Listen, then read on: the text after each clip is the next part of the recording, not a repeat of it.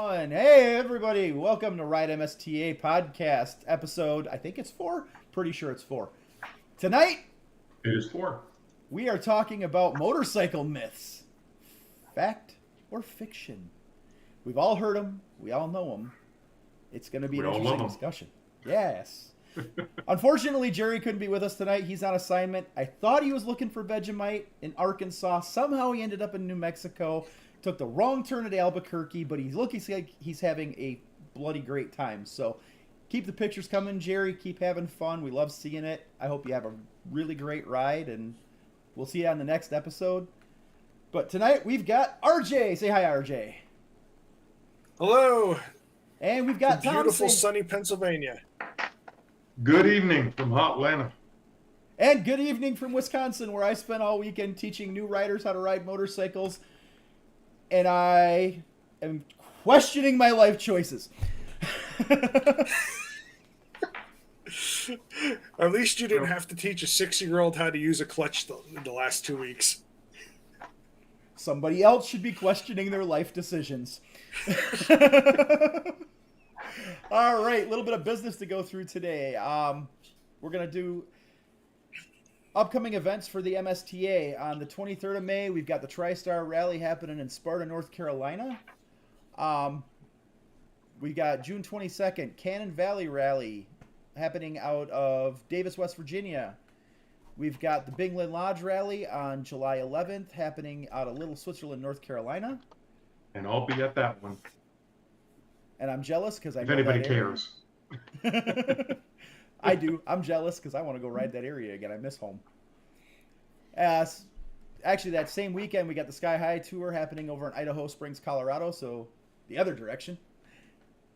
May 29th, for anybody in Wisconsin, we are going to be meeting at Linda's Bakery in West Salem at 9:30 a.m. on May 29th. Wait, 29th. Did I do that day right? No. May 26th. Sorry, guys, tired brain. It's a Sunday of Memorial Day weekend. We're going to ride around the Driftless. We're going to have some coffee and some really good baked goods in the morning. We're going to do a stop somewhere for lunch, but being Memorial Day weekend, I'm trying to nail down where that isn't too busy, because that area gets busy. You guys got anything going on for events or whatnot in your local areas coming up? No, other than that, unfortunately, I missed the DGR today. Just had some family commitments and couldn't make that.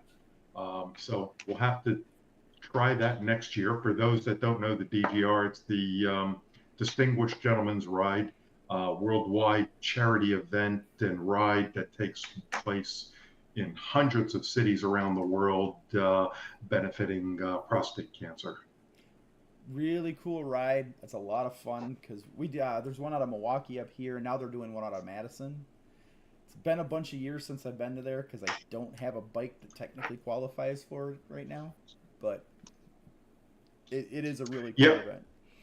Yeah, so the idea is that you should have a vintage and or a vintage looking motorcycle to attend, and you, as they say, get dressed up in your dandiest outfits, which unfortunately I don't have dandy type outfits, so that was a protractor. But unfortunately couldn't make that, so I'm going to have to really put that on the calendar for next year. I may or may not have hit up one of the local resales, like thrift shops we have up here prior to the one I went on, just because I had the same problem.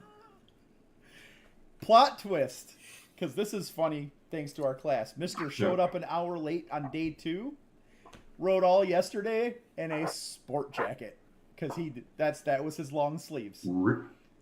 Really? Looked rather damn. All right, he was getting ready for the ride. Yeah. So anybody who doesn't teach the MSF curriculum or the beginner rider courses for anything else, we require long sleeves. We don't specify what you have to wear. A long sleeve t-shirt, anything that covers your arms is fine. That was his choice. Rock and roll. We're good with that. Okay. Well, all right. So I had a good one last class. I guess it was about a month ago. It's the other requirement is that you have to have long pants. Doesn't say what type, but no holes in them. So of course we had a young kid that was in class with the standard fashionable jeans that have rips in the knees. Mm-hmm. So I took him into the garage area and I duct taped his knees. So just wrapped his knees in duct tape. See, when I teach at the tech, we have a Fleet Farm store, like almost right across the street. I've had them show up in that, and I send them over and say, "You got to go buy pants." My favorite one though is the ones that the girls that show up in the leggings. It's like if you hit the ground in those, it's tissue paper. Technically, they're okay though. Yeah, they're covered. We got our QA told us technically that's okay. Our requirements are jeans or sturdy pants. We don't allow the leggings. Yeah, hey, I, we'll get to it at the end, but I did a couple demo rides, and on one of the demo rides that I went to for Yamaha, there was a gal in leggings and just a spandex top. I don't know. We had a blessing of the bikes yesterday at the Harley dealer that I instruct at, and of course, you know about how those usually end up. And we are on our lunch break. I'm sitting in the pavilion right by the parking lot, just hammering down some water, and I watch an obviously very not sober rider with his girlfriend on the back come in the parking lot 10 miles an hour all over the place and drops bike, and she was in leggings. Ooh. And she had rash from the knee to the hip. Oh. Yeah, I just looked at the students that were sitting around me. I'm like, now you see why we stressed riding gear? Yeah, there you go. That deer in the headlights look and the realization. So, since we're talking about all this, we might as well, since we've covered events. Oh, one more thing I want to cover. Don't forget, Star Rally this October. There is the bike raffle and now the Nomar lift raffle associated with that. So go buy your tickets for those. You don't have to be present to win. Don't forget about them. They're cool. GSX 8R, brand new one, or 8S. It's GSX 8S is the raffle bike this year. And that new Nomar bike lift, is really cool. So don't forget those. Give them a look. Yeah, having a lift is wonderful. Amen. Especially for those of us over 40. Unfortunately, I do not. So change in oil, I still am on my back on the ground. Yeah, but for everything else, there's Discover Card. There you go. All right, so why don't we go ahead and get into this whole motorcycle myths, because we got some doozies tonight. We're going to start off with RJ. RJ, bust out your first myth. Okay, my first one is using the front brake makes you crash. How many of you have heard that? I think our discussion we had prior to the podcast, so how many people say that right hand lever is the crash button? Oh, I teaching at a Harley dealer? Oh, so many times. Yeah, you guys must get that one more than I do. That I have not heard that in a long time. Other than, the myth that kind of goes along with it is that, you can't touch your front brake in a curve, or trail braking means you're just using your rear brake. But I've not heard or at least in the circles that I teach at or I'm around, say front brake makes you crash. So we don't hear it in our rider coach circles because obviously we know better. But, I mean, Wisconsin being the home of Harley Davidson, yes, I'm wearing a shirt. I get it. I get them for free, okay? So. Well, they do make a nice T-shirt. They do make. I love this hoodie. This is actually my favorite hoodie. I'm not going to lie. But. And to the defense of the Harley crowd, even the King of the Baggers bikes that they're racing, the rear brake on those is almost the same size as the front brake. It is. But this is how we dispel because of the weight. This is how we dispel all this whole mess with the students, and that is your front brake. When you brake with a motorcycle, where does the weight go? Goes onto the front wheel and off the back wheel. So you would want to add more braking force on the wheel that has the most traction. Up here in the cruiser mindset, nobody knows what progressive braking is. So everybody has this idea because they're used to hammering on that front brake, and oh yeah, when you hammer on it, it doesn't have time to work and it washes out. It's not the brake's fault, it's yours. I highly recommend anyone look at I believe it's Yamaha Champions Riding School has a video on YouTube talking about points of grip. Yeah. And the discussion of with braking, if the tire isn't loaded, you can't start putting brake on. If you just try to go to max braking on your front brake with an unloaded front tire, it's not going to turn out well, and it will be a crash bite. Yeah, I do like their phrase where they say, load the tire before you work the tire. Exactly. Absolutely. So I know, Tom, you also teach MSF as well, right? I do. So we do that foot exercise where we have them scrub their foot across the pavement and then put weight on it and try to do it again.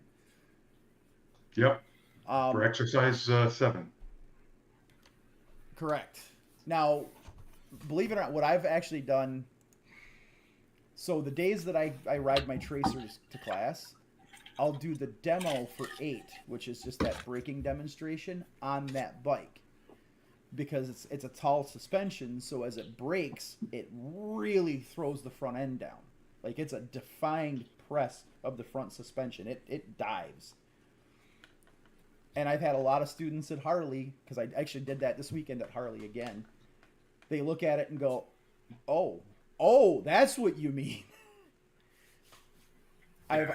I've also discovered that if you do a stoppie on the G310R in front of students who are arguing the point, it helps too. Yeah. Yeah. So I had a funny one as far as doing that demo. I had, I picked a bike we got some new bikes at the training center I'm at, and it was a Honda 300 sport bike. And I had not ridden this bike before. And of course I chose it to do the demo for 8, and doesn't have ABS. And on the 25-mile-an-hour demonstration, I locked up the rear and put down about 40 feet of rubber. Ooh. So just slid down. So the next week when I was doing the class, I picked a Rebel 300 cruiser to do it. Now my skid mark was still there, and did the same thing, and I showed threshold braking, and I stopped in the same distance as when I locked up the rear tire the previous week. And so I made that a discussion point for the students. I was like, see that skid mark? I did that a week ago, and I stopped just as quicker without skidding a tire. Yep. So we, a couple weeks ago at the Tech, actually, which was odd, we had 2 students who were experienced cruiser riders, and I kept having to remind them, no, you need to use the front brake. You need to use your front brake. No, that's the crash button. That's the crash button. No, it's not. So when I did that braking demo, I came through in the 25 mile an hour on one of our G310Rs, and I wasn't actually trying to do a stoppie. I was trying to really load it up and show them, look, this is what. Well, I wound up bringing the back end about 2 feet up. Ooh. And I stopped the bike. I looked at him. I opened my modular. I was like, so, does that dispel your rumor about the front brake being a crash button? But it is all about proper brake management. You've heard us mention progressive braking. That is what you need to do, or yes, it can actually cause a crash. Yes. Yeah, if not done properly, using the front brake in a turn can cause a crash. Yes. If used properly, there you go. It's a completely. There's many racers that would love to show you that you can use a brake while leaned over. Oh yeah. It's rare that I use my rear brake when I am trail braking through curves up in the mountains. I use it Yeah. only for tighter hairpins. I'll use the rear to stabilize the bike a little bit more and trail off the front before I do the rear. I'll hang on the rear a little bit longer. Right. Well, and that's one of the things that a lot of people don't realize too. When you've got to these more advanced skill sets, you can actually use the brakes in a curve to help change your direction. So, say you're going through a decreasing radius, Yes. you can actually use the brake to pull yourself tighter into the curve to make the decreasing radius. Yep. That's all part of the trail braking exercises and things like that. You use that to change. So, no, The brakes and throttle can be used to change the direction of the bike, yes, even in a to curve. tighten or to widen. Yeah, absolutely. Yeah, I notice I watch a lot of the if you go and watch the Killboy channel or the 129 Slayer, uh, and you look at these are the guys up on the sorry, I should backtrack. These are the photo guys in the curves up on Tail of the Dragon. And if you look at the photos of a lot of the bikers, take a look at their right hand. All these guys are always in curves. No one is covering the rear brake. Everybody's got their hand around the throttle going through a curve. So, everybody should have a finger, two fingers up on that rear, or excuse me, on your front brake, my bad, uh, at all times, especially going through a curve. But it's surprising that it's probably less than 10% of ice. I'll look through pictures and see people covering their front going through a curve. Right. And that's, I think that, I don't even know where that actually started other than it was just some of these older cruiser riders who washed out the front. Hard Well, braking. Well, it started with the whole chopper scene too. I mean, Well, all they with a had was raked rear. out, with a really raked out. Yeah, I mean, there was no, you weren't ever getting the loading on that front brake or the front wheel to actually do that. With more modern suspension geometry, it's a lot easier to load that and, front tire than it was and I before. will say, there's been a number of videos on YouTube, other training schools that critique MSF because part of our curriculum is get your braking done before you get into the curve Right.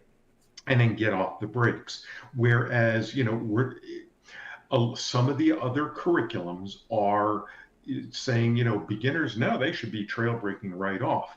And I see the point. Not absolute beginners where we're at, where if something is if they have some type of issue, that tendency is to just clamp down on that brake in the curve. Right. Yes. We get into the advanced rider course. I just taught one of those a few weeks ago, and absolutely, we're teaching trail braking all the way through to the apex. So there's a time and place for it, but as a beginner, where you have zero skills of how to use the brake, no, I think it's a good idea, yeah, to get your braking done before you get in, and then just get yourself around the curve nice and easy. Um, that's a next skill up, I think, then is the trail braking. Right. I think so. We got lucky enough to have Dr. Oakes at a PDW last year up here, and Okay. this is one of the discussions that came up, and he made a very valid point that's right in line with what you're saying. He said, okay, these are new riders. These people are assumed to have never ridden a motorcycle. Our job in the beginner rider course is to get them acclimated with the controls and getting them practicing the muscle memory at a basic level. So if we start trying to introduce advanced techniques, we're going to put them in danger.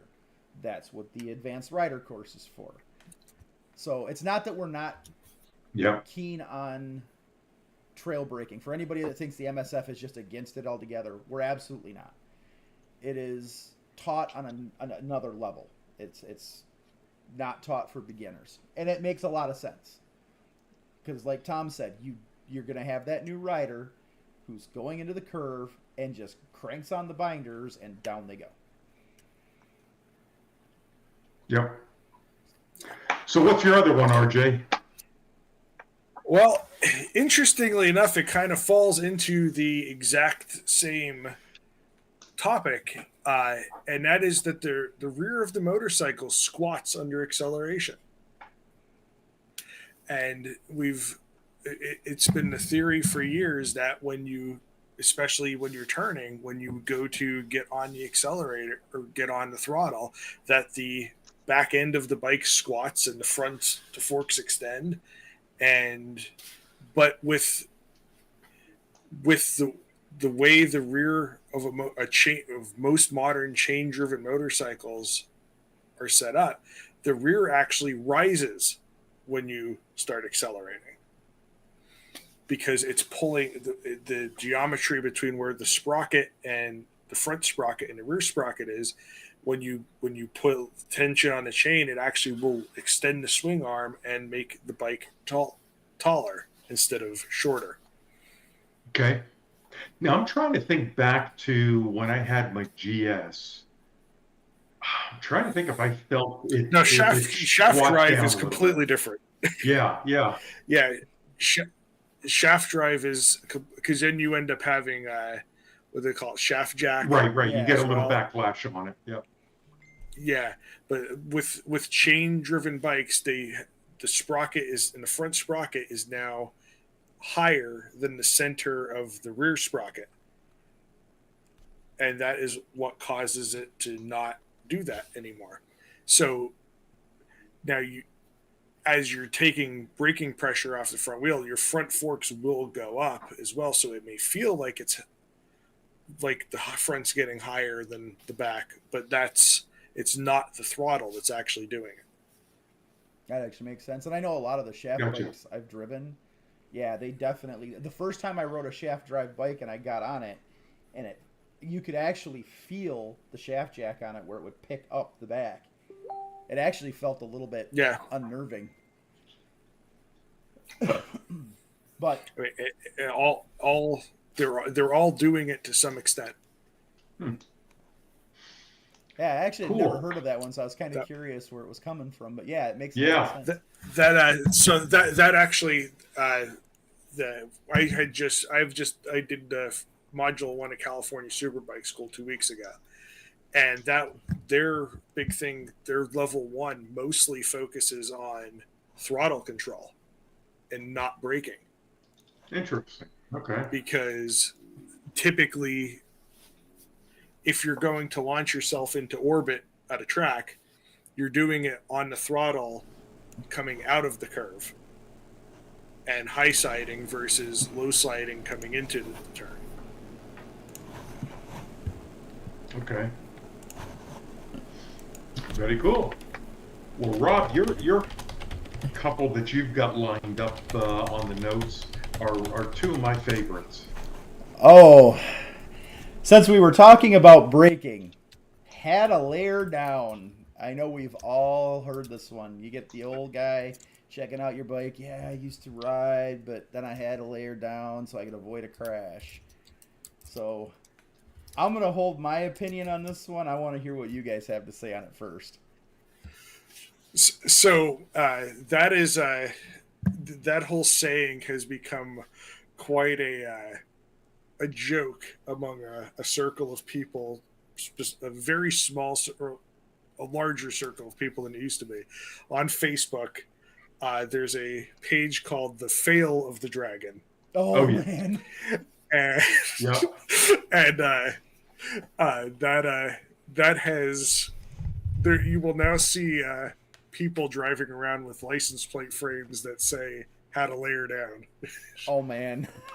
Or it also goes into the same group as Clibbins. Watch out for the Clibbins. Watch out for the Clibbins. Yeah. But there's no time with your bike that you're better letting it fall to the ground with no control over where it's going whatsoever, and you sliding along the ground with no control whatsoever as to where you're going. That's better than actually braking and knowing how to brake and knowing how to avoid and being aware, there's if when we get to the point where there's a crash like this, there are so many areas that this could have been prevented beforehand. Yep. Better awareness, better skills, working on your skills. That there's no time that sliding the bike down is a great idea. So this one comes up a lot in class, and we always address it as to, when you hear the myth of, well, I had to lay it down, or, I knew someone who they had to lay it down to avoid a crash. So we were like, well, if you had to lay it down to avoid a crash, you crashed. Yep. You purposely crashed the bike. So there wasn't avoiding, you did it. And I've had two actual people that have told me this. One was an acquaintance who, and I didn't know how to take it. This was years ago. Told me that he stopped riding because once he had to lay it down to avoid a crash. The other one was surprising. Most recently, I just taught a advanced rider course, and there was someone in the course who was telling me they had a sport bike, and they were telling me they had it set up with whatever the guards on it, and she was saying that she did crash once, or she had to lay it down once to avoid a crash. And I was kind of taken back, and I was like, hold that thought, we're going to discuss that a little bit later. And this was our pre-class conversation. I says, we're going to talk about that in a little bit. And unfortunately we didn't, because they had an accident during the course, and had to take off before we could discuss that little, I had to lay it down because I couldn't brake or swerve around whatever object was in front of me. So my argument has always been with these guys, okay, there may be one extremely rare situation where that might save your life, and that is you're about to get decapitated by something above bike level. It is almost never going to happen. If that weird movie scenario happens, I'll take that as an answer. But any other time? Well, Jay Leno had that happen a few years ago, going across a parking lot. He got he ran into a wire that was across a parking lot. So in that case, he should have laid it down underneath the wire. So I always tell them, it's like, let's look at this logically. What is going to give you the most control over avoiding a situation? The rubber that's connected to the wheel, that's connected to the brakes and has traction with the road, or your shiny paint? What's going to bite the ground harder? It's like, and it's like, let's be honest, most people are not skilled enough riders to crash intentionally. If you laid it down, you crashed, you didn't avoid a crash. End of story. I think we can all agree on that one. Yep. So this actually will tie into the next one even too, because that one made me laugh even harder. The next one, actually, I think probably still today has a huge following, especially Rob, up where you live. Jumping off the bike can save your life.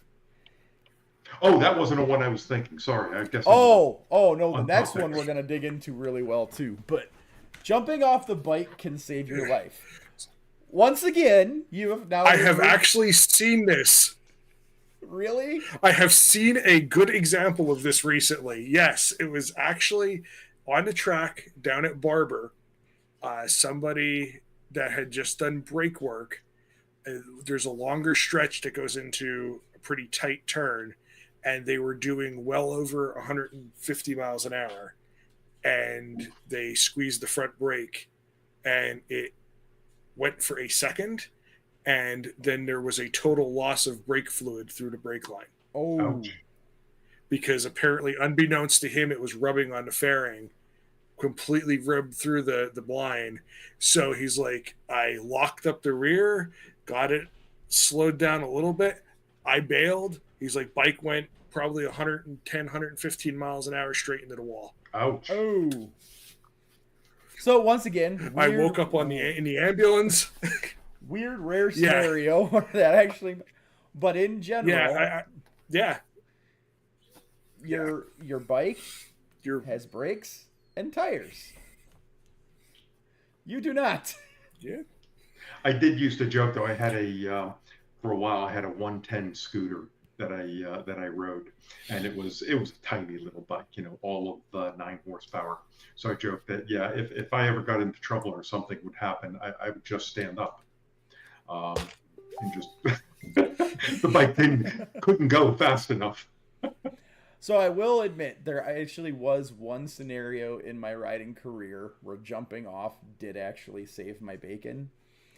We were riding off-road up in the bluffs, which are like smaller version of mountains. There's a lot of real good drop-offs. We're doing a single track. I lost control of the back end doing a hairpin up a single track with a 200-foot drop-off next to me. And the bike went one way, I jumped the other, and it tumbled all the way down the hill. And I stayed on the trail. So I wouldn't say it was so much a jump off as it was a stepped off and rolled. But yeah, if I'd have followed the bike, that would have been a bad day. But typically in street riding, yeah, there is no. I think once you get into the dirt, there are a lot more scenarios where hopping off on like a hill or to try and keep it from landing on your leg, those kinds of things do come up a little bit more. Right. And off-road riding, you're also at a lot slower speed than street riding for the most part. Unless you're, like Paul Torres or something. But for the most part, your brakes, your tires, keep them on the ground. I think it was the last race, it was either Moto 2 or Moto 3 and Moto GP. They had a rider get high-sided off the bike, and the bike continued on in the race without the rider. Oh man! Now, if the bike throws you off, well, then physics are just physics at that point. But it is amazing. We talk about them being gyroscopes. That thing kept going on its own. That is awesome. Without any help. So, going down this same road, my next one, there actually is a scientific answer to this one, but it's not what most people would expect, and that is helmets break necks. Like Tom said, we hear that a ton up here because it's very abate heavy, very anti-helmet, very certain brand of cruiser heavy. And they are anti-helmet, all the freedoms, yay, America, all that. Okay. So, we did a lot of research on this, trying to figure out, because if you wear a good quality helmet, a full face or modular, or even a 3/4, your helmet dips down into your neckline, and it curves. So when you go down, as you slide, as you tumble, it's sliding and it's gliding across whatever surface it is you happen to unfortunately meet. This came from half helmets, because you put that chrome or that brain bucket across top of your head, you now have a 1-inch lip right across the center of your head. That 1-inch lip is going to catch every crack, every curb, any little thing that it can take, and that's where your neck breaks are coming from. So it's the half helmets. A good helmet will, in fact, not break your neck. Unless you have some serious inertia happening, at which point your broken neck was probably the least of your concern at that. You've done other damage.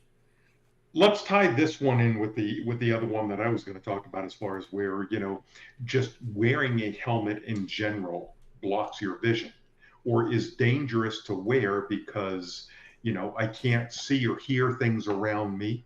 Or like you say, it's going to, having that 3-pound or 4-pound helmet on my head is I'm gonna have a neck injury having that. So all of those kind of get bundled into that of why I don't wear a helmet. Yeah, that is. I don't know. Okay, we all obviously wear full face helmets or modular full face helmets. Have any of you guys ever had an issue with your peripheral vision or vision in general being obstructed by your helmet? No, and as I say, I you can barely even see your padding on the sides, Yeah. let Well, alone. just about every full face helmet that I'm aware of has at least a 190-degree viewport. Well, if you can see more than 180 degrees out, from here to here, put your fingers outside and try and identify them. Yeah. We do that little exercise, well, that's in the BRC course, where you try and identify something until you bring your fingers together. And you can't really identify anything unless it's within that 3-degree cone in which your brain can recognize and understand what that is. So if that's ridiculous as far as that. I can't see or hear anything. One, hearing anything. I wear earplugs all the time, also underneath my full face helmet, Yeah, and I could hear everything fine. I've never had an issue hearing anything around me. I feel that I can hear things better Yeah. with the earplugs and a full face helmet on because I'm hearing the things I want to hear now, not wind. Exactly. So you're Because attenuating the when, noise. when your ears are open, that's all you hear is the rush of the wind. Versus when we take the higher frequency noise, basically noise, out of that equation, you're hearing the things that you actually need to hear, like the loud pipes that save lives. Yeah. Right. Which we're going to talk about in a minute here too. And Rob, the other one piece is that you said about, well, catching things and breaking necks.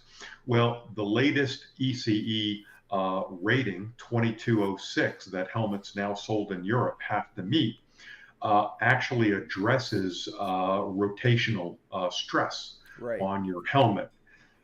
So again, all my helmets are at least ECE rated as well, but they go well beyond DOT, but they've addressed that, and I don't even know if there is a half helmet that is ECE rated. I've never looked to see. There's only actually a handful of modulars that are ECE. There's not many. Okay. Yeah. But yeah, they had to, and actually that's where you're seeing a lot of the helmet manufacturers coming out with the MIPS technology, the inertial, I forget what it stands for. To address the rotational stress. Right. But as far as the vision part MIPS of it, 6D. to the vision part 6D is of it, another one, I think. we have family who are anti-helmet, and they were arguing that point with me. I said, okay. She same head size as my wife, so I said, here, put this on. I said, tell me when you can see my finger, and I was testing her peripheral vision. She told me when she could stop. I said, all right, take it off. Do it again. She said, okay, stop. I said, okay. Same spot. Well, that's not possible. I couldn't see it. Obviously, you could because you told me when to stop. Oh, and she started arguing the up and down because, the helmet comes out away from your forehead. Well, you're not looking at airplanes on a motorcycle. And if you need to look up, your neck does this, right? It's like I can see just as clearly out of my helmet as I can without it. And I don't know where that comes from. So that may have been the case for helmets in the 70s because early technology, but I don't know. Now is Rob, Wisconsin, is that you don't have a helmet law in Wisconsin, correct? We do not. Okay. Georgia, we do. Yeah. Now, Michigan does, and a lot of the riders here will go up to the UP, so most of them usually have the bare bones, whatever basic they can get away with. But I thought Michigan got rid of theirs several years ago. Did they? I thought they still had them because a bunch of the guys are still talking about it.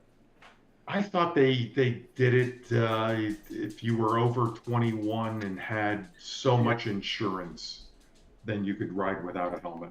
Because the report was that right after they did it, their motorcycle deaths increased by several double-digit percentages. Who would have guessed? Pennsylvania's helmet law is pretty similar to that. What you were describing from Michigan.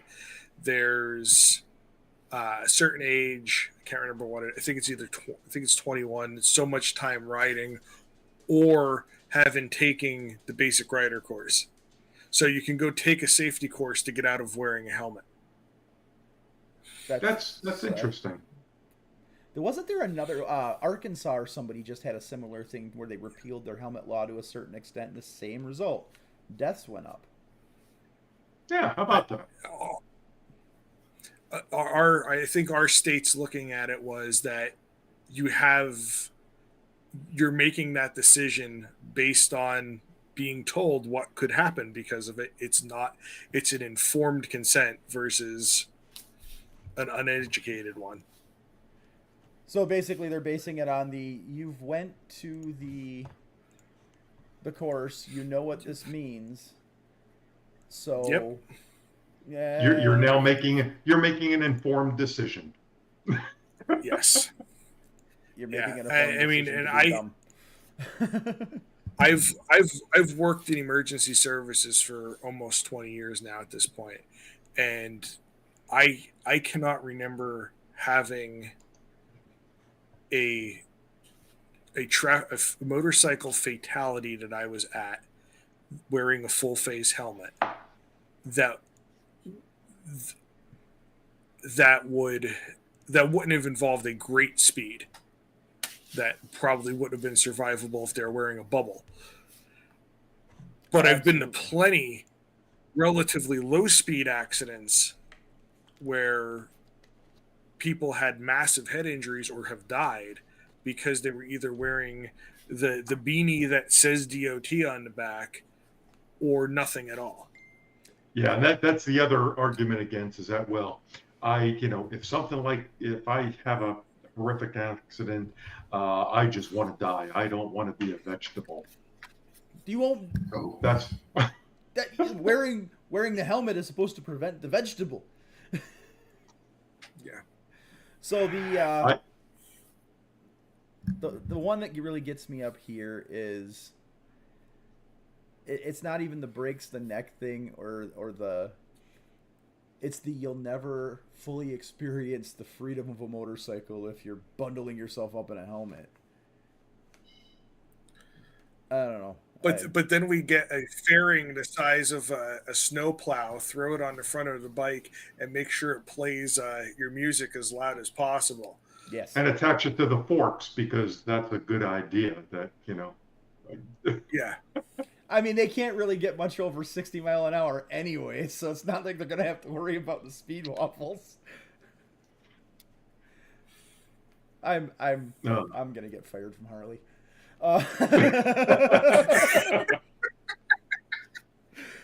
Okay, truth be told, they actually do make pretty decent bikes if you like the Cruiser, but I don't like the lifestyle around it. Just thank God it's going away. Keep the bikes, get rid of the lifestyle, wear the gear. Well, unfortunately, the other topic fits right into the lifestyle. Oh, which one would that be? About loud pipes. This one lives on everywhere. I have people still argue with me about it, that loud pipes save lives, and say, I have been next to a car and they started coming into my lane and I blipped the throttle and they suddenly knew I was there. No, they saw you. All right, so I'm going to challenge everybody who thinks this is actually the case to go out and do this test. Go out in your car and roll up all the windows and turn on the air conditioning full blast and crank up your tunes like 99% of drivers out there. And go find an area where you can get a few of these bikes to go by you and tell me when you hear them. You know when you're going to hear them? When they're past you. Because noise is directional. Sound waves travel in the direction they're being aimed. Think about a speaker. If you stand behind a speaker versus in front of it, big difference in sound. You're really not going to know that thing is there. It's the same with the horns. You can blow your horn all day. These cars nowadays are so tightly sealed, and the stereos are so loud in them. I mean, I've had guys... From driving a fire truck that has to have a placard on the dash that says, this makes over this many decibels. Hearing protection must be worn in the truck, with sound that is perfectly aimed to point forward towards cars, and people still can't hear that. True. They're not going to hear the pipes. Absolutely. However, not. I do have a fifth theory on why this continues, and I think part of it is there is a huge industry based on this idea of selling very loud pipes to people who want to buy them for a lot of money. Yeah, so I mean, the core premise is that if my bike makes a lot of noise, then cars around me or drives around me know that I'm there and will annoy me. So there are two things. One is, well, all right, so that's the basic premise. So if we go with that premise, I'm going to give props. I got this from at Revzilla. There's a Sturgeon Dunbar. Oh, I love Sturgeon Dunbar. He said, okay, if that's your basic premise, and that's what everybody argues with, then why don't you just short out your horn so that your horn is beeping constantly? That makes noise. People will know that you're definitely there, and it's louder than your pipes, but it's not cool. Exactly. Oh, plot twist to that too. Well, I mean, I think nobody's going to hear your horn either. And that is actually aimed for that reason and toned for that reason. So my phrase is, no, loud pipes don't save lives, but they will annoy the crap out of everybody around you. Yep. But what will save lives is flashing headlights, wearing high vis. Heck, even the people that put the neon or LED lights all around their bike, they're probably still doing more than those loud pipes are ever going to do. That's not cool. So Wisconsin actually used to have a law against underglow neons. Like, they were hard-nosed about it too. And several years ago, they revoked that law on motorcycles. They just can't have flashing red or blue lights.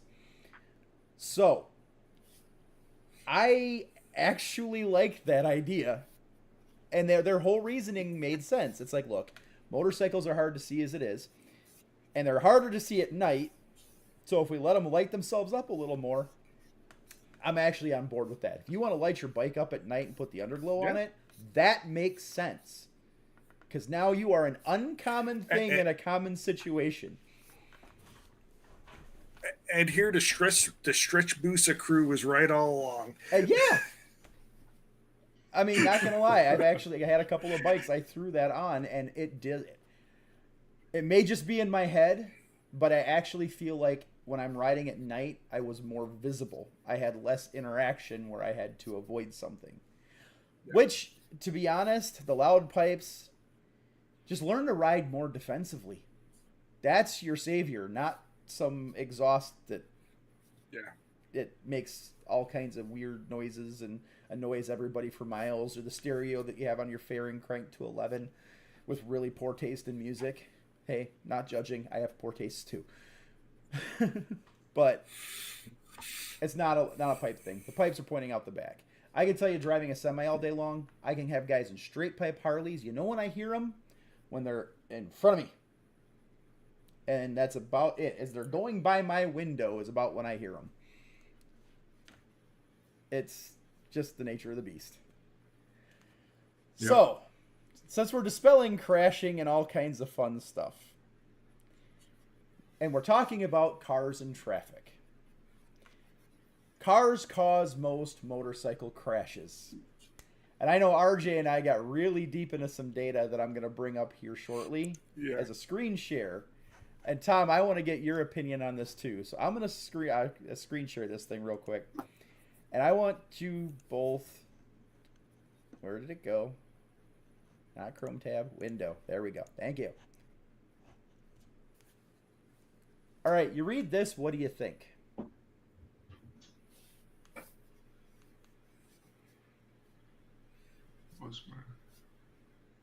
So for anybody, single unit crashes. Got it. For anybody on the audio feed when this goes live on the pod feeders, the slide we're looking at is from the Mozak and Wisconsin Motorcycle Safety spring kickoff meeting for our rider safety. Most motorcycle crashes are single unit crashes.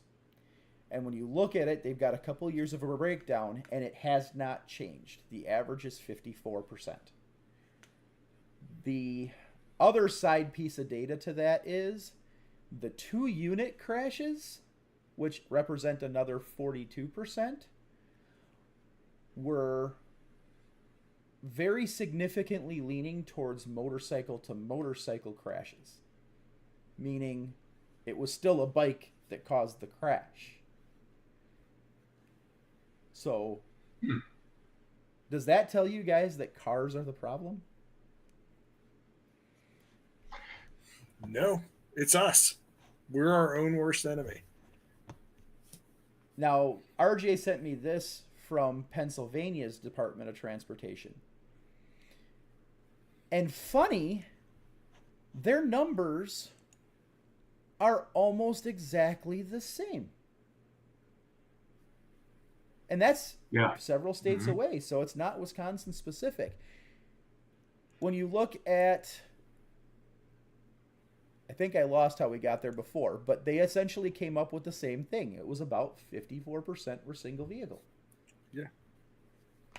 So. Yeah, I had seen some similar information on this as far as that it's not only single vehicle, but I think the other was that 70% of motorcycle accidents had alcohol involved. That was another one of the slides they brought up on ours. So, killed motorcycle drivers by suspected. Here, I'll share this one again.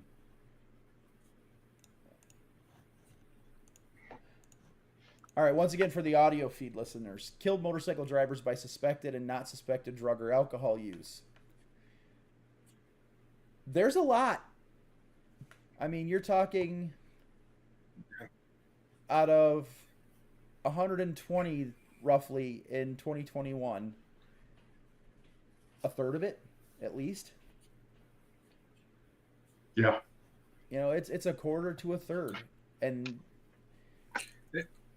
it's already an extremely dangerous sport that we're involved in, or method of transportation. When you're dulling the senses needed to do this complex activity, there's going to be negative results. You're not going to be as sharp. Yeah.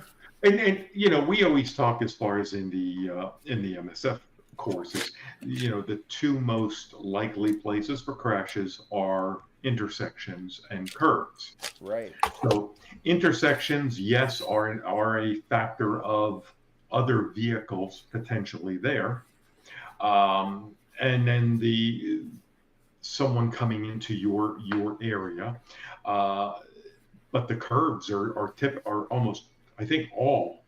Or it's very rare someone coming into your lane, but it's usually rider error for the curves. Yep. And something else, this is another slide that Wisconsin Department of Transportation gave to us. And it's a color-coded slide that says time of day and day of week. And the redder the color, the more incidences were happening at that date and time. And if you look at it, for the audio listeners, that 4 to 5 p.m. window on a Saturday afternoon is a really hot button time for motorcycle collisions. And what is that time usually in most areas? Happy hour. Rob, can you go back to that slide? Well, it's not only happy hour, but it's also that could be the end of your, Saturday's a heavy ride day.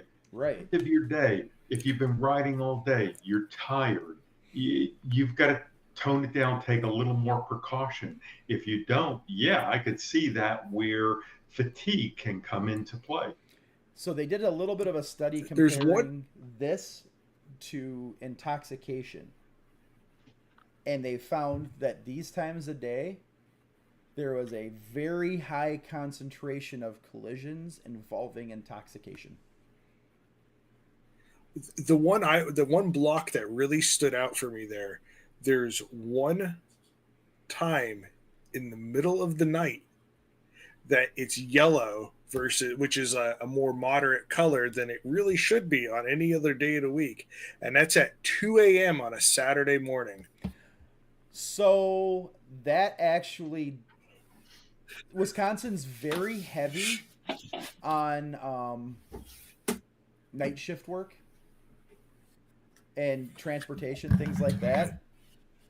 Believe it or not, we thought maybe that was related to intoxication too, because Friday night after work, everybody goes to the bar time's 2 a.m. That was what I was thinking. The collisions involved in that were actually only about 5% intoxication related. But what they found was the tired third shift workers coming home in the middle of the night. Believe it or not, there was a high contingency of single vehicles overrode their headlights, ran off the road. So, and that's a lot of this data. If you start following it, Saturday and Sunday, heavy ride days, that late afternoon window. Now, if you get into that 6, 7, 8 o'clock time period across all days, but that's when it's starting to be dusk. It's starting to be, animals are coming out. It's getting harder to see. And that weird daylight shift thing. So it kind of messes with your eyes. That actually made sense because there's a lot of single vehicle accidents in that time every day. Surprisingly enough, though, not as many deer hits as you would think. Now, that doesn't account for other animals because we've got a ton of them that run across the road. Or cows. Because apparently that's an issue. We had a rider killed here, I think, last year by a turkey. That doesn't surprise me. Those things are bowling balls. Well, and it attempted to fly. And for people that don't have turkeys do not fly well. No. Or for long. Nope. And it took the rider off, right, like hit him right in like the chest head area and took him off the bike. Yeah, I mean, the good sized wild turkey will weigh, 25? Yeah. Maybe 30 pounds. 30 pounds, yeah. We had one several years ago with my wife and I were on a back road and turkey flew right over us. Thankfully cleared us by about 10, 15 feet. But yeah, it was a little scary. Well, you imagine taking that 25, 30-pound bowling ball to the chest at highway speed. Not many people are staying on their motorcycle. No, I had a friend who did hit one. He was on a K1600, and it hit his quarter panel bearing, ripped the side mirror off the bike, caused a bunch of plastic damage, but he was able to stay upright. But yeah, it did some damage to the bike. Yeah. And he was not running fast, maybe 40, 45 miles an hour. Yeah. Bowling balls, man. Those things. Ooh. I had one hit the windshield of a semi once, and that was enough for me to go, oh, that would hurt. Yeah. So, obviously, cars are not causing our crashes. Riders are causing our crashes. And we can minimize the car problem by paying more attention. Which brings up another one. Tom, this is coming off of your area. I'm too good to crash. Yeah, so that one. So where do you hear that one?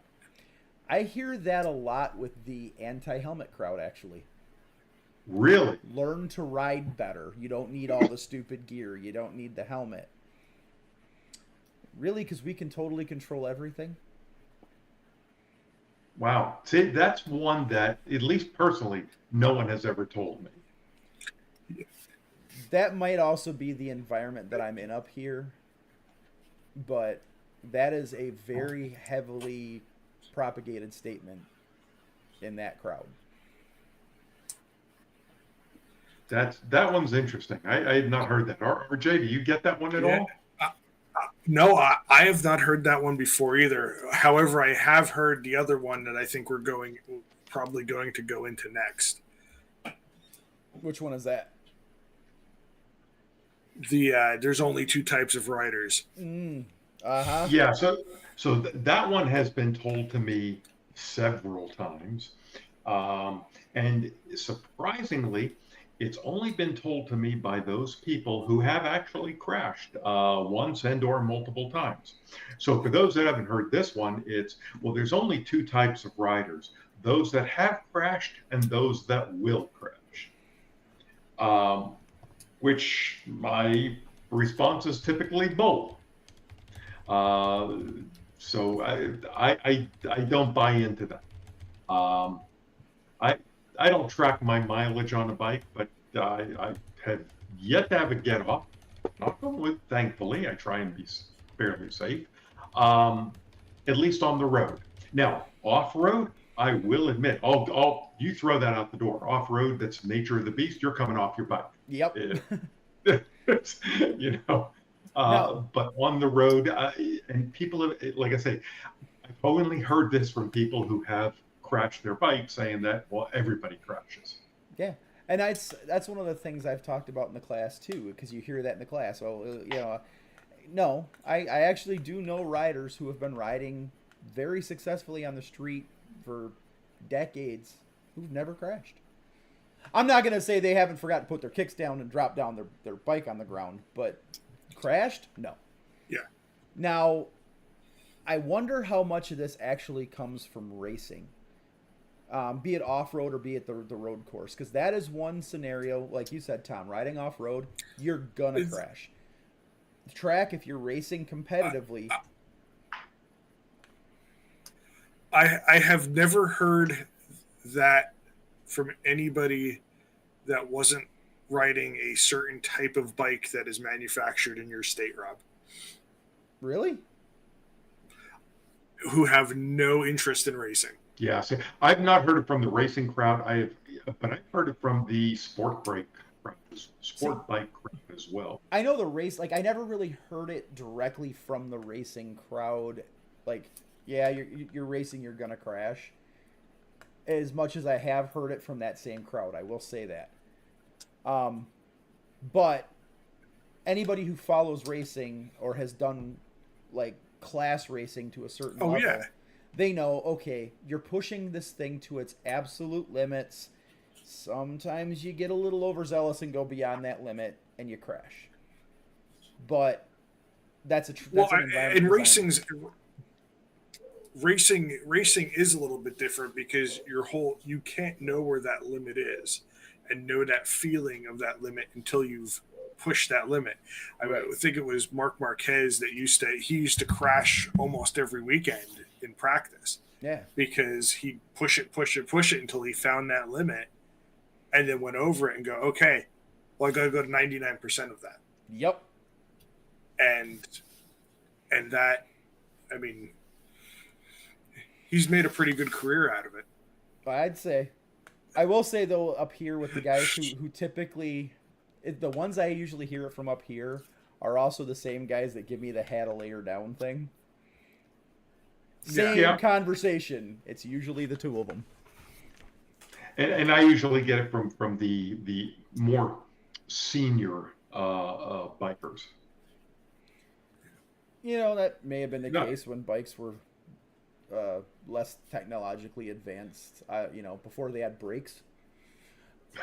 Well, and the tire compounds were somewhere on a scale of wood. Yeah. I mean, before we had grippy tires, before we had good disc brakes, before we had ABS, before. Yeah, and we can probably track back. All of us are rider coaches of one way or shape or form. And we've all probably had those conversations where we've analyzed a crash. and we've said, okay, let's talk about your crash and find out what you could have done different, because it's an interaction of factors, right? Yep. And we've all probably had those moments where we've been able to say, well, no, this is where you failed as a rider, and this is where you could improve to not have it happen again. So, how many of those people were just riding over the limit of the technology they had at the time? No different than today. It's like, no, it's you can ride for a lifetime and never crash. It is possible. Uh, Absolutely, and I hope to do that.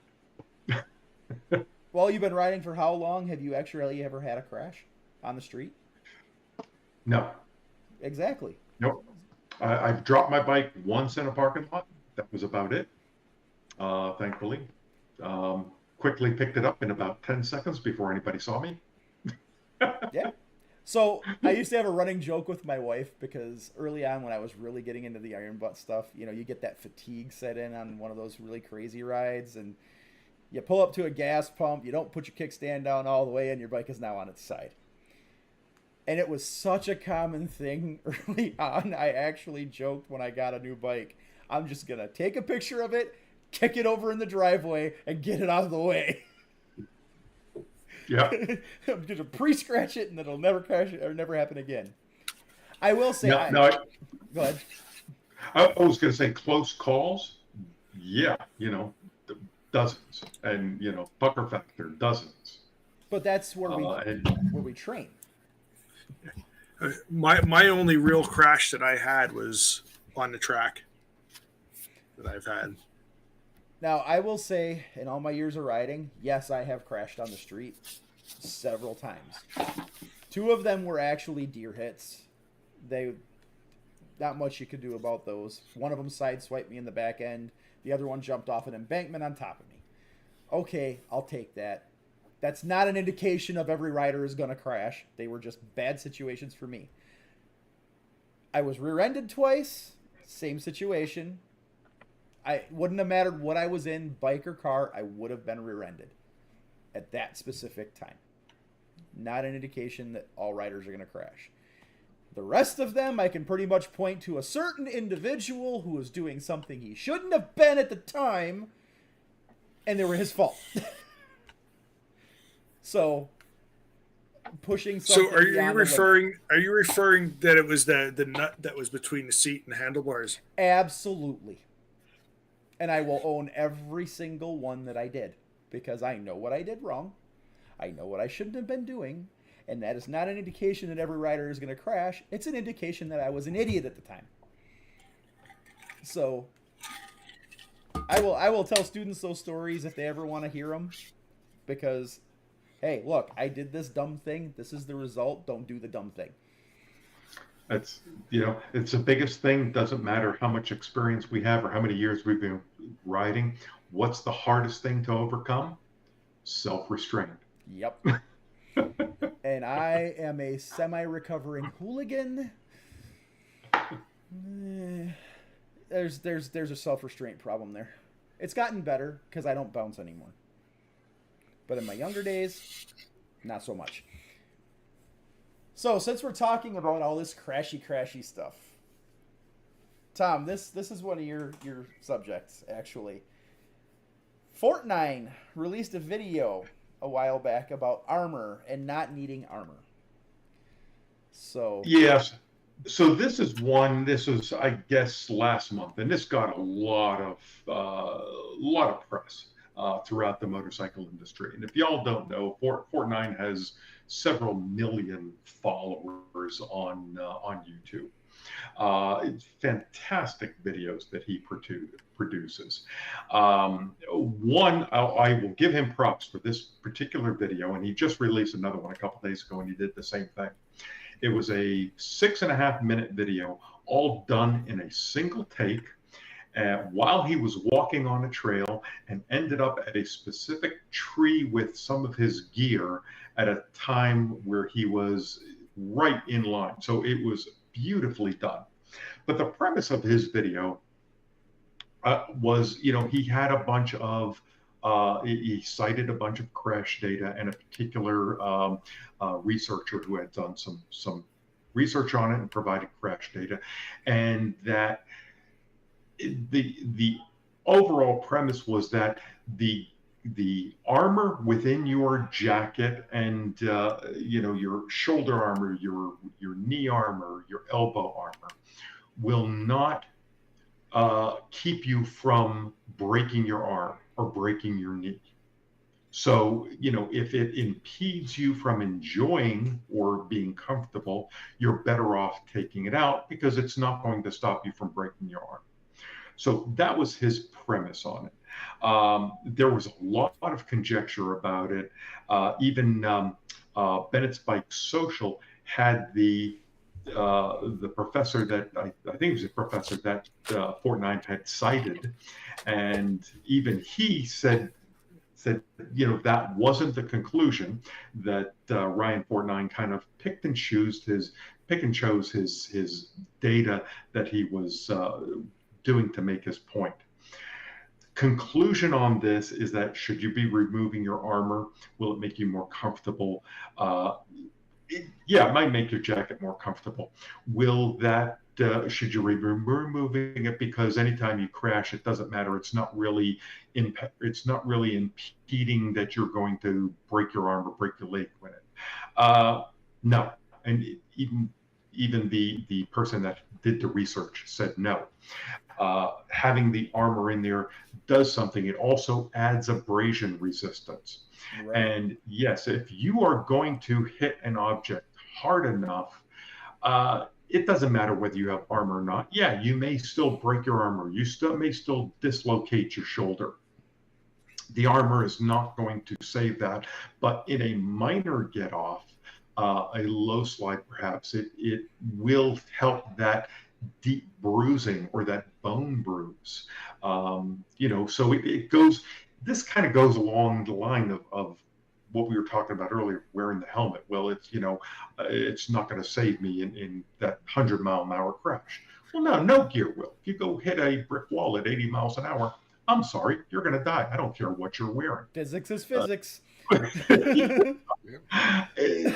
So that it was an interesting video that really, I don't know if he did it tongue in cheek or was absolutely serious about it. He got a lot of flack for it. But I think it at least brought up the conversation. And I think maybe that's the point of it, is it brought up the conversation of we should be wearing gear. It helps in abrasion resistance. Having armor, even level 1, even ghost armor in your elbows, shoulders, will help in minor where perhaps you could not break your arm by just doing that simple fall over. Let's say you forgot that kickstand and you fell down right on your elbow. If you had no armor in, there is a chance that's going to take the full impact and you could have broken your elbow. With armor in, it may have saved it. Don't know, but at least you give yourself the chance. So that was my thought on it. My looking at the data, looking at the video from Bennett's, the one thing that came to my mind was the accident where you don't go receive treatment. The bike isn't damaged to the point that it needs to be towed. Yes. Did it really happen? Yeah. All of those accidents aren't being captured in any data because no one's reporting them. Because why would they? I dropped the bike, or I fell over it 5 miles an hour, 10 miles an hour. No, I'm not hurt. I'm not going to receive treatment. I'm picking the bike back up and riding it home. Yeah, I mean, even no one's 30, 40 miles an hour, if it's something that you can pick the bike up, ride it home, you're not injured, the bike just needs some basic cosmetic repair you can do on your own. Yep. And all of those non-injuries happen, I think, because of gear and armor in the gear. Yeah. Yep. I mean, my track crash that I had, I was probably doing 35 miles an hour, 40 miles an hour, came off. I mean, I bent shift linkage on the bike, but I rode the bike back. I felt fine. I mean, there's a little scuff on my leathers, but that's it. Like that wouldn't have been a reportable accident for me. Yeah, I mean, my deer hit a couple years ago is a good example of that. I mean, it ended up being reportable because the insurance fixed the bike. Yeah. But had I just paid to fix the bike myself, I was fine. I was sore, but I can tell you, my road is a cheese grater, and all my gear rashed, had to be replaced. The armor, where it actually rubbed through the Gore-Tex layer, it was on the armor. Had I not had that armor, I'd have no skin. But and my to not shame my wife, but she had a little incident in our garage last season where she had her foot kind of caught coming off, like getting off the bike once she parked it, and the bike ended up falling over on her, and she either bruised or broken a rib, and it was weeks that was hurting for her. And we were just talking to somebody yesterday at our ride and I started wearing one as well, wearing a tethered vest, that they did the same thing. Their vest actually deployed. And he's like, I felt fine after it. Like I didn't have anything that hurt. I'm pretty sure that I know she would exchange that $25 cartridge to replace in the vest over having to deal with the sore ribs for a couple weeks. And not running and not doing not riding, not doing those other activities. So, I mean, wearing the gear helps. I mean, well, and let's look at this logically. When you have a collision, what are the first things that are going to hit?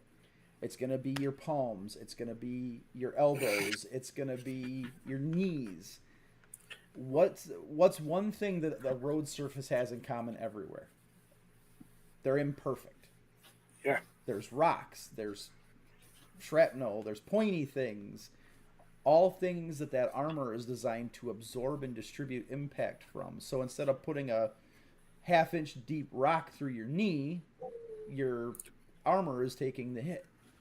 Well, I mean, I think, and it goes back to even the helmet thing that we were talking about earlier. I mean, that the graphic that's shown in, I think, almost every class of where most of the impacts occur on a helmet. And when you fall, if the first thing that tends to hit on your head is your face, your chin, face, and as someone who's had to manage an airway on somebody whose chin face became the human crayon,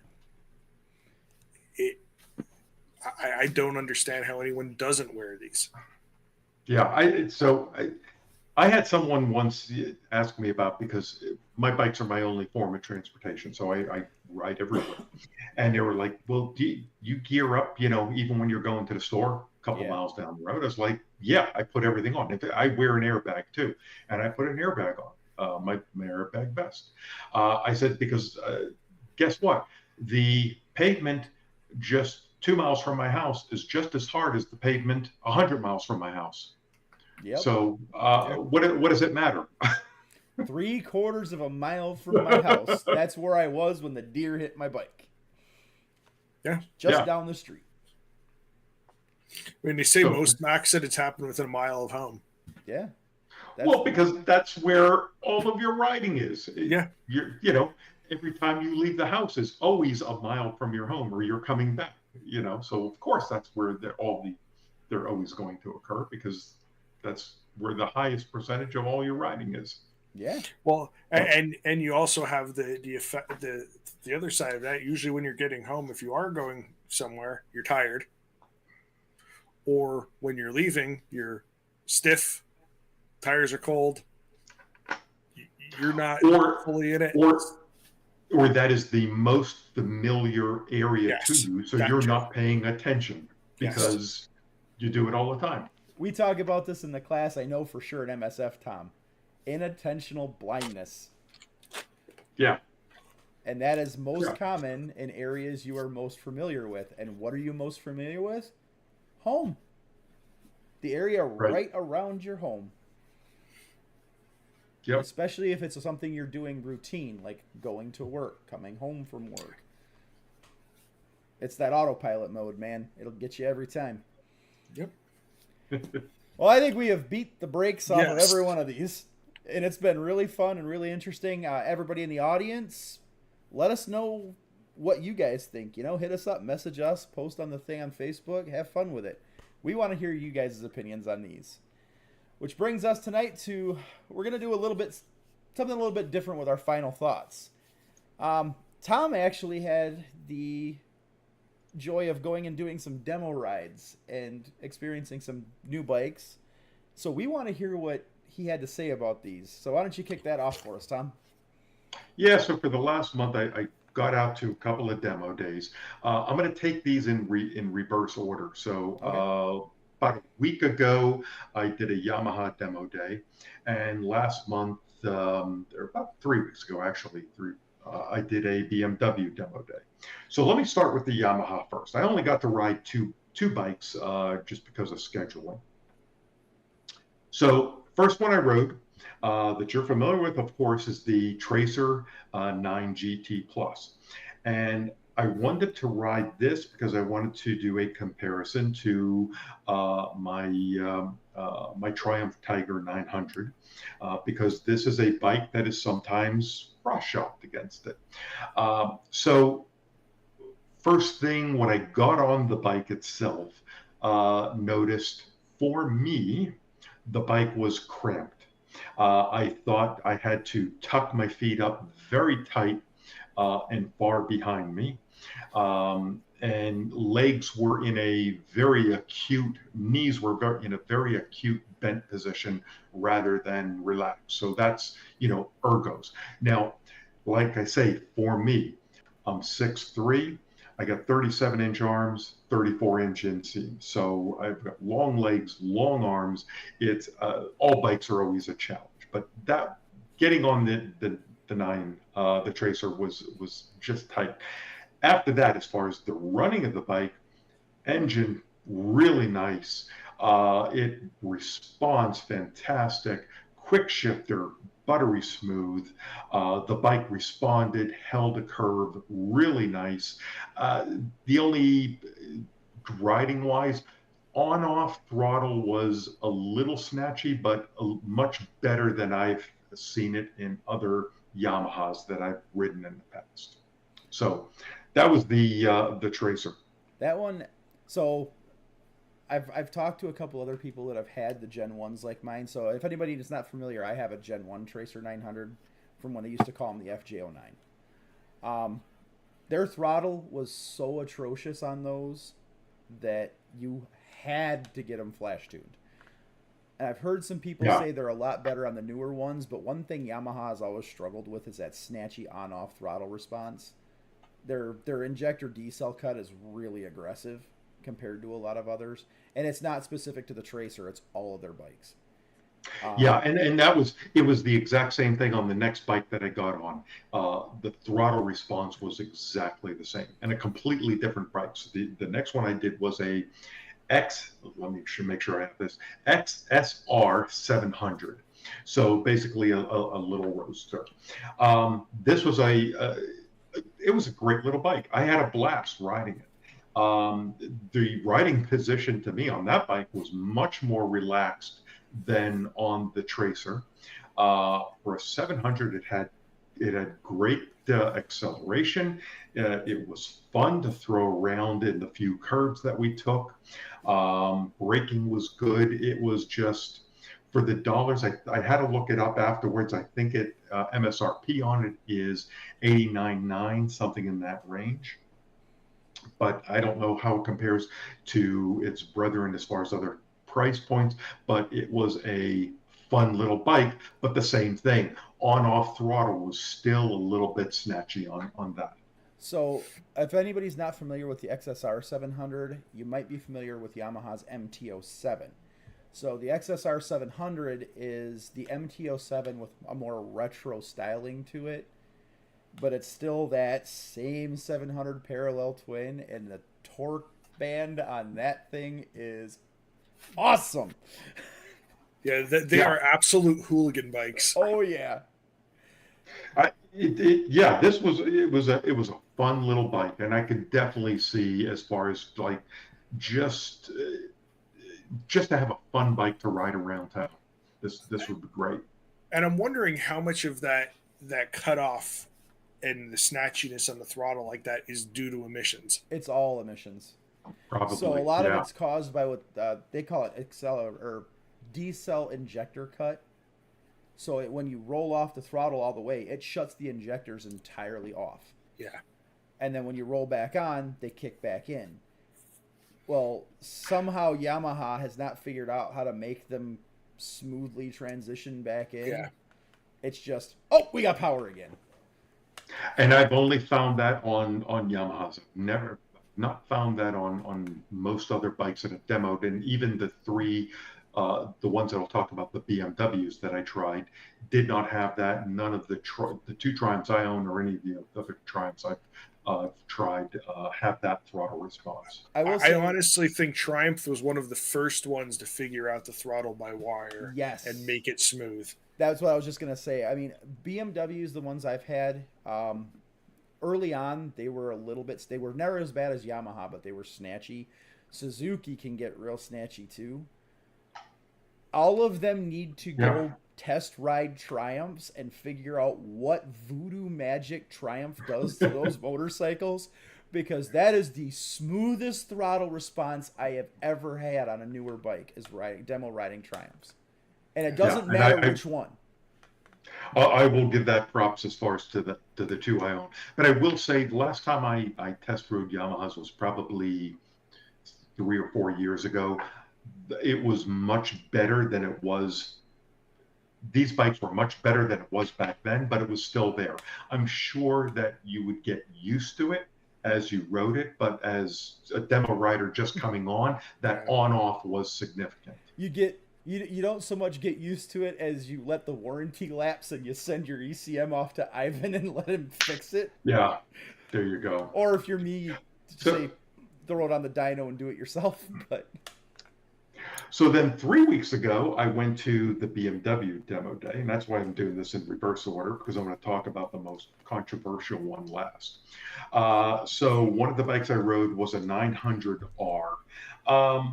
It was okay. Again, for me, ergos were cramped. That is their parallel twin. It was just, in general, not a good riding experience. It was a really buzzy bike, a lot of vibrations throughout the rev range. Didn't respond that well. So all in all, I did not like the bike at all. It wouldn't be something that I would even consider. See, now that's their direct competitor, like your MT-09, your Ducati Monster Plus, and Z900s. So if they're not able to hit that territory just right, which is already really saturated, that's going to be a problem for them. And again, I'm going to compare it to just me. Again, it was also it's a dished seat, so you are locked into position. I dislike that type of seating position because I do like to slide around. So for me, didn't like the seating position. It was cramped, and like I say, I just thought it was a very vibey bike. So I got off of that, and I immediately went on to a R9T, and it was just all right. This was just for the hell of it. Let me compare this to my Triumph Bonneville. That was the most surprising of the 3 BMWs that I rode, where it was a fun bike to ride. And I had no expectations going into it because I've been a little bit anti-9T because, the engine in those is the old oil head engine back from the Boxers of 15 years ago. And BMW really hasn't done anything to that engine in 15 years. But in that package, I will say it was, the ergos were good, the throttle was good, acceleration was pretty good, but it was just a nice bike to throw around. I rode one about 2 years ago, and I think the best way I could describe it is a pure motorcycle. If you were to write what a motorcycle is, it feels like it's the definition of one. There's not a lot of stuff that it doesn't need. It rides nice. It's just very neutral. It was a wonderful bike to ride. Yep. Yeah, I thought it was surprising. But now, if I compared it against to my Bonneville, no, I would keep my Bonneville. The 9T is probably a little more of a sportier ride, but no, I still like the Bonneville. But it was just like I say, I had no expectations going on it. I thought I wasn't gonna really dislike it, and it surprised me as how fun it was to ride. So is that their more retro styled looking one? Exactly. Okay. Yep. Yeah. Yep. I've seen that And one a couple of times. That's a sharp looking bike. yeah, and I don't know if the 9T and the 24s now, if they still call it that. This may have been a 23, so I'm not sure. I think they have renamed those the R12s now because it is a 1200 engine. Okay. But it's still I had the same engine in my 2010 RT. So it's the oil head engine. So that's the old 1200. It is the old 1200. It still has a dry clutch. Oh, wow. I will say, though, that's Yep. a tank of a motor. I mean, it's kind of hard to kill him. So I guess. It is. But it worked in this application. So save the last one because this will be the most controversial one. I tried the 2024 GS, the #1 adventure bike in the world. The redesigned GS that has all of the whiz bang stuff. In a word, didn't like it. Now, I've owned 2 of these before. I had a 2014 GSA and I've owned a 2018 GS. So this is the all new design. It is a smaller bike. Again, the seat does not adjust. Again, for me, ergos, I thought it was cramped. It's tighter in the legs. The handlebar is much closer to you. It felt like a smaller bike. It didn't feel that like it was that light. And I've seen some things. I know that they claimed weight is about 540. I've started seeing some rumblings of people that have taken their GSs and weighed them, and oh, surprise, surprise, wet weight's coming out around more 580. So I'm not sure where that claimed 540s come from. But again, as a GS, that motor, that 1300 motor, it was powerful. The bike held onto a corner very nicely, great acceleration. BMW on a boxer engine still cannot figure out how to do a quick shifter. Nope. It works a little bit better than the previous versions, but I'm sorry, it's still crap compared to Yamaha or Triumph or almost anybody else that makes a quick shifter.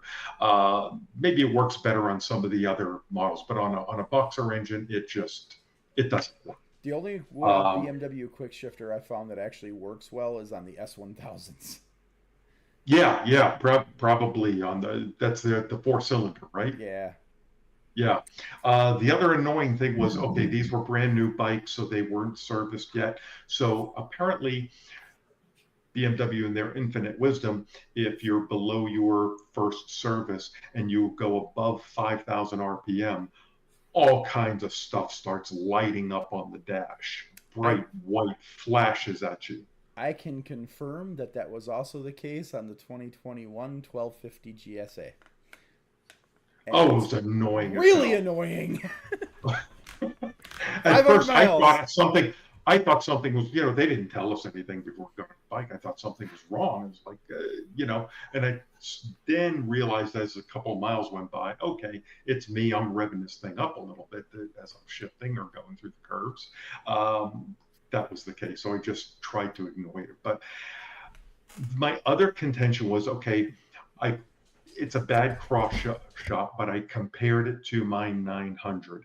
And I'm riding the GS, and the GS, by the time you outfit it, now you will see the GS MSRP for what, 18.9 or something like that, as a stripped down version. Those are unicorns. They don't exist. Right. You have to buy a GS with the premium package fully outfitted, and then you're in the mid to upper 20s for it.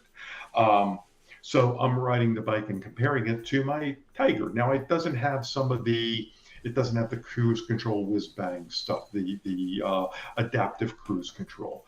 My Tiger doesn't have shaft drive and things like that. But I had trouble finding $10,000 difference between what I owned and the new GS, especially given the ergonomic challenges that I knew if I bought that bike, I'd have to get another seat. I'd have to have a seat raised. I'd have to have the handlebars raised and pushed back a little bit. I'd have to change my seating position to be back another few inches. I just overall didn't care for the bike. We'll see when the GSA comes out next year, how they do that redesign. Hopefully better, but wasn't a fan of the new GS.